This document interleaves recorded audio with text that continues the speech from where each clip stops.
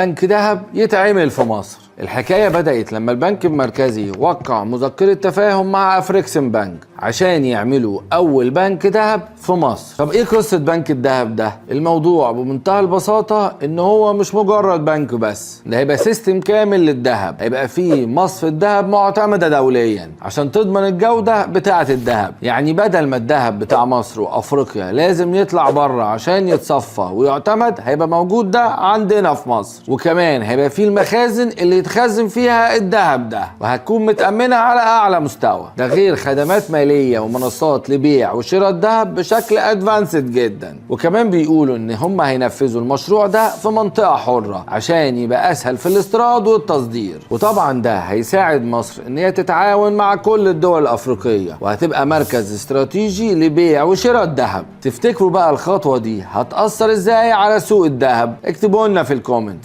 وبس كده، كان معاكم دكتور ياسر الطويل، وده الجواهرجي. سلام.